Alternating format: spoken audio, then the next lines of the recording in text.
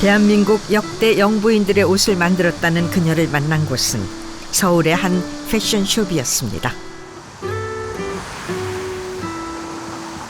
40여 년 동안 자신의 이름을 건 일터. 방금 만든 것 같은 드레스는 25년 된 하나의 예술 작품이죠. 편안하지만 기품 있고 화려하지만 우아함을 가진 옷. 평균 제작 기간만 두세 달이 걸리는 옷 한 벌. 장식 하나까지 그녀의 손을 거쳐서 탄생했습니다. 디자이너 생활 40년 차. 찾아오는 손님들 대부분은 오랜 단골입니다. 예쁘네요. 네. 교수님 이것도 이쁘다.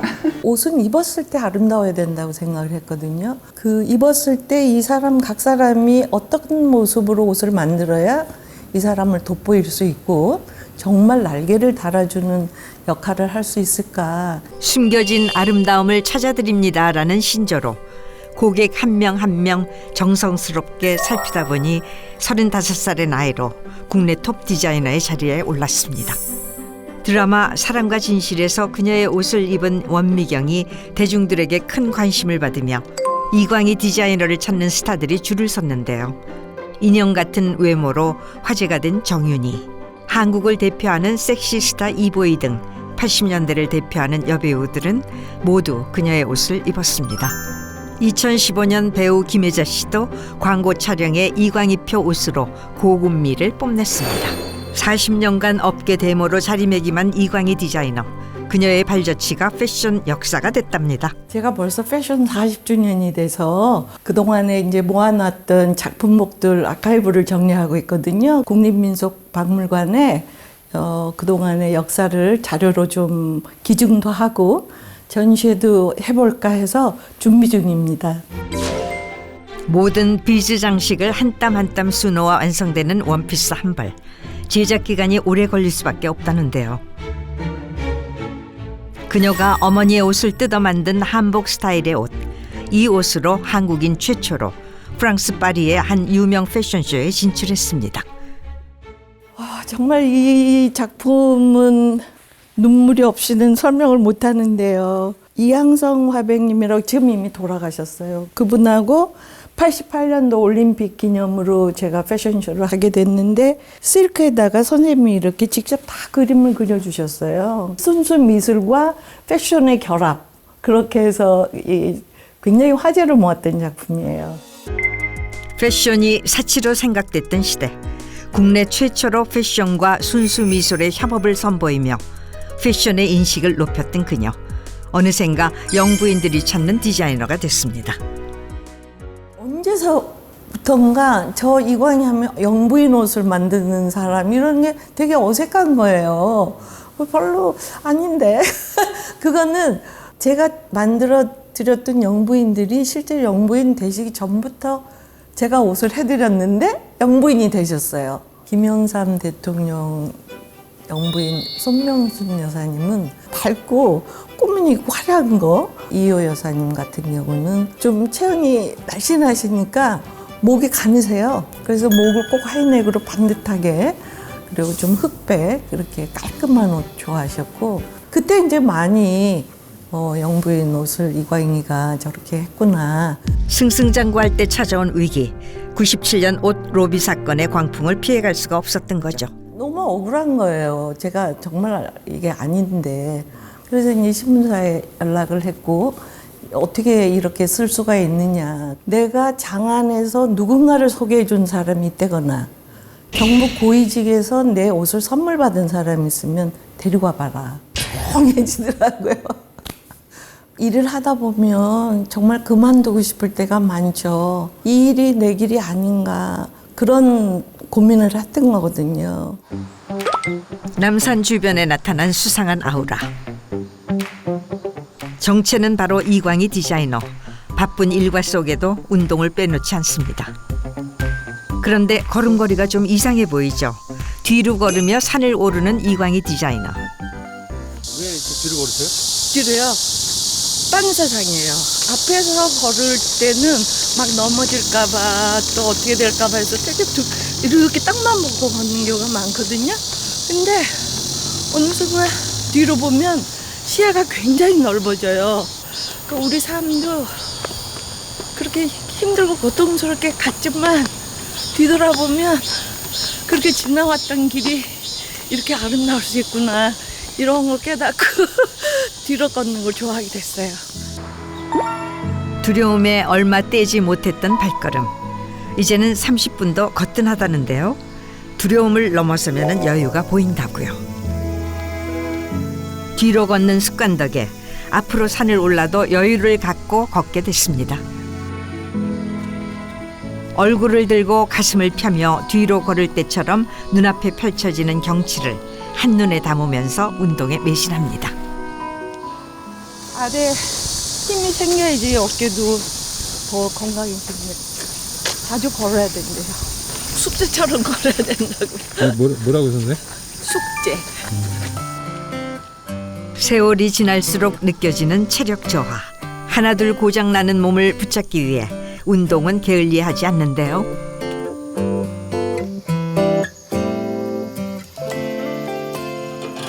걷기와 함께 어깨와 팔 운동에 힘쓰는 그녀. 그런데 조금 불편해 보이는 듯합니다.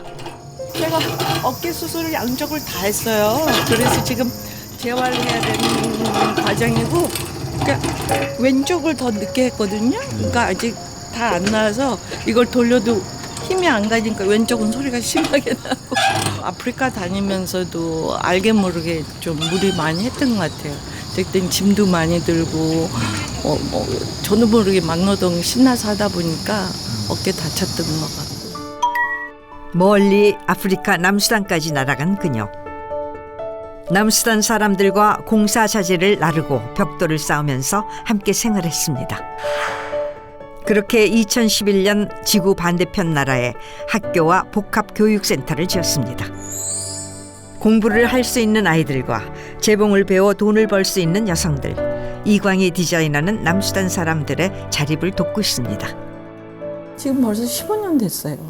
처음에 이제 시작하게 된 동기는 김혜자 선생님이 월드비전의 홍보대사로 일을 많이 아프리카 봉사를 하시잖아요. 그래서 그 당시에 이제 저도 일에 막 지쳐가지고 뭔가 도피처? 뭐 이런 생각을 하고 있어서 선생님 따라서 아프리카 한번 가볼까? 정말 상상을 하기 어려운 척박한도 아니고 그런 광야 같은 곳이었는데 한반도 5분의 1 크기, 인구 500만 명의 작은 나라 남수단. 2005년 수단과 남수단으로 국가가 나뉜 뒤로 꾸준히 내전이 일어나고 있었는데요. 수많은 전쟁 고아들이 집을 잃고 길거리에 내몰린 상황이었습니다. 위험하죠. 위험하고 뭐 지금도 거기는 여행하는 금지 국가고 뭐 테러 국가라 그래서 너무 위험 수위를 세게 만들어 놓은 국가인데요. 그 남수단 사람들은 딩카족이라고 보통 190cm예요. 장신에다가 전부 그냥 전투적 막 너무 무섭게 생겼거든요. 유명한 건설 회사 회장님께 제가 여쭤봤어요. 제가 남수단 그것도 저기 톤제 이렇게 학교도 짓고 싶고 이랬더니 저한테 말도 안 되는 소리 하지 말라고. 그건 불가능하다고. 자기들이 아프리카에서 사업을 지금 많이 하는데 남수단 안 돼요. 도움은커녕 못하게 하시더라고요. 모두가 말렸던 곳에 스스로 간 이광희 씨. 봉사가 아닌 좋아서 하는 일이라는데요. 지칠 때면은 멘토를 찾아가 응원을 받았습니다. 우리가 아프리카로 가는 이유, 고향으로 가는 일은 고통을 겪으러 가는 일인 거예요. 스스로 못 박히러 가는 일이고 그게 사랑이고 그게 피 흘림이죠. 수단 사람들이 앞으로도 희망을 가지고 사력으로 일을 해야 되는데 나는 사람에게 있어서 제일 중요한 게 뭔가 하니 절망하지 않는 거예요. 그러니까 희망과 행복과 기쁨과 이런 것이 이렇게 우리가 그들을 기다리기도 하지만 그들이 우리를 기다린다는 생각이 들어요. 그러니까 우리가 발견을 해야 되는 것이고 오라고 손짓해야 되는 것이고. 국내 명사들의 응원과 지지로 15년째 남수단을 찾고 있다는 이광희 씨. 가능성이 거의 제로인 상태에서 해야 되는 일이었기 때문에 하나하나가 기적같이 해나갔다 그러면 과언이 아닌데 또 주변에서 다 도와주게 되고 그분들에 대한 책임감 때문에 또 하게 되고요. 그런 일들을 잘 이렇게 될 수 있게 심부름하는 역할이었다고 진심으로 생각을 해요. 40년을 디자이너로서 남수단의 엄마로서 생활하다 보니 통증이 심해졌다는데요. 이것이 직업병이자 하나의 훈장이라는 그녀. 처음에 이거 쓰지도 못해요. 이거 많이 발전한 거예요.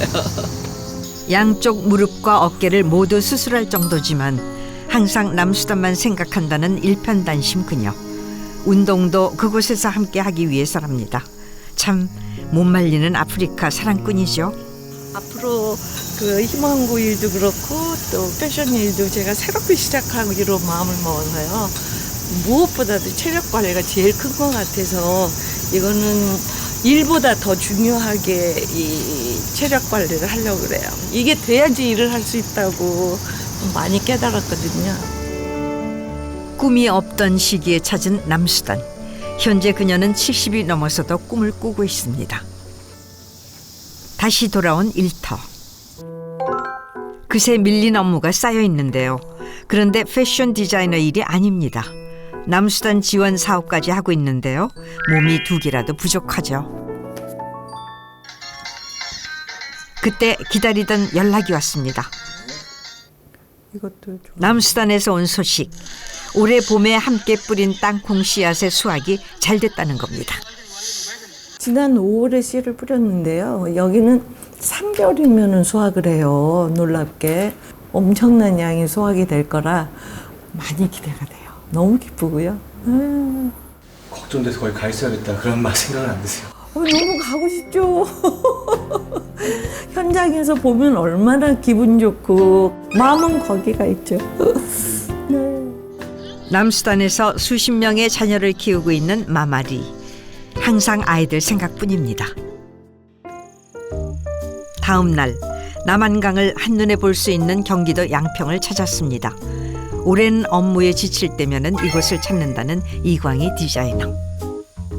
집을 소개하긴 좀 되게 민망한데요. 그래도 제가 은퇴하면 이렇게 좀 지냈으면 편안하게 작은 집을 하나 마련했어요. 패션숍과 같이 그녀의 성격이 드러나는 간결한 집.